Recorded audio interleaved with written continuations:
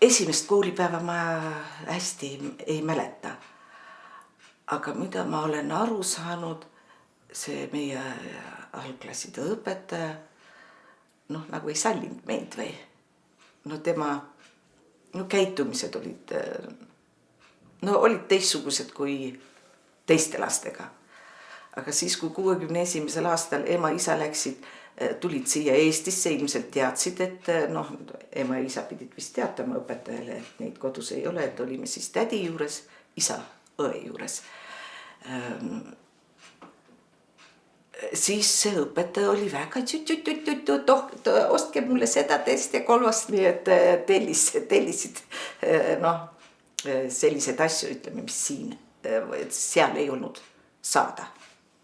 Aga laste suhtes, tähendab oma kaaslaste suhtes, ma sellist nagu vaenu ei tundnud. Tegelikult ma ütleksin, et ka seal, kus me elasime seal õue peal, ma olin selline väga aktiivne ja ütleme liider nende seas. Ja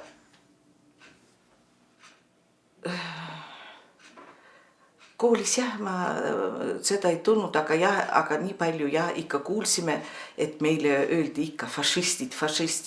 Aga mina ei saanud sellest sõnast aru, ma ei teadnud, mis see fašist on ja lasin ühest sisse ja teisest välja. See oli siis 64. aastal. Me tulime isaga koolivaheajaks siia Eestisse, läbi Leningradi. Muidugi jättis sügava mulje see suur linn Leningrad ja tulime siia ja ilmselt käisime sugulasi külastamas, kord ühe juures, kord teise juures. Aga minu vanaemad mõlemad tegelikult tulid juba sealt ära 58. või 59. aastal. Ja emapoolne ema siis elas juba Kosel koos oma pojaga, minu onuga. Ja ilmselt me peatusime ikka rohkem seal Kosel. Aga isa vend, minu onu, Lell õigemini, nemad elasid Kohilas. Ja nemad tulid ka oma riisikul siia, ega sellist paberit nendel ei olnud, et neid on rehabiliteeritud või ainult ilmselt need kuuldused, mis olid, et võivad elukohta muuta. Jo siis nad olid julgemad ja tulid Eestisse, aga minu isa kolis, meie pere kolis Kirovi linna.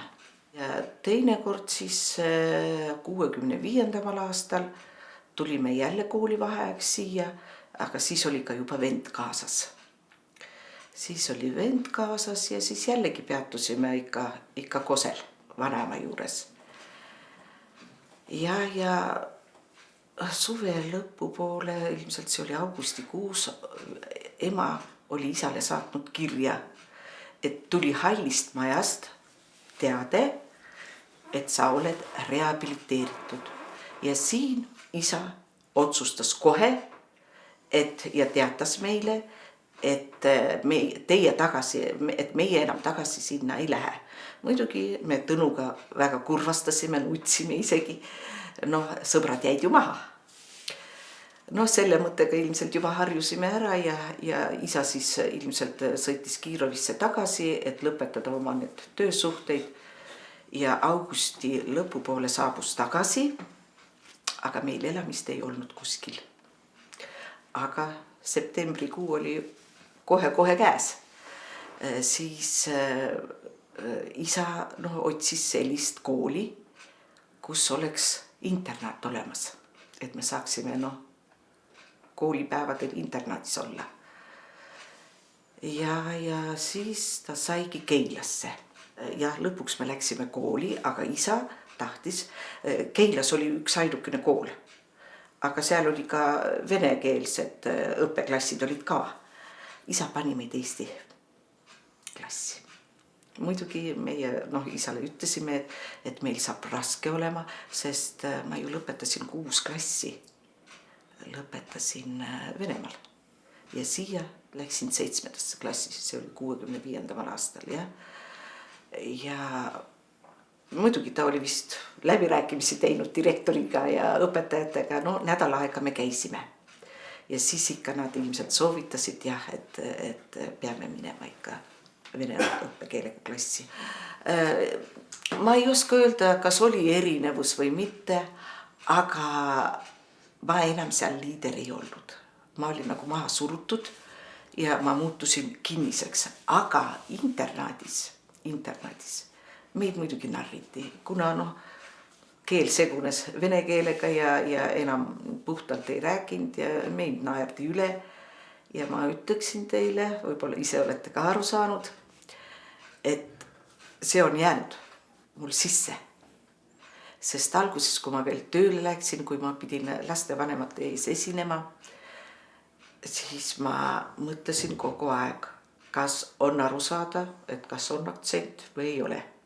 Seda mulle heideti kogu aeg ette.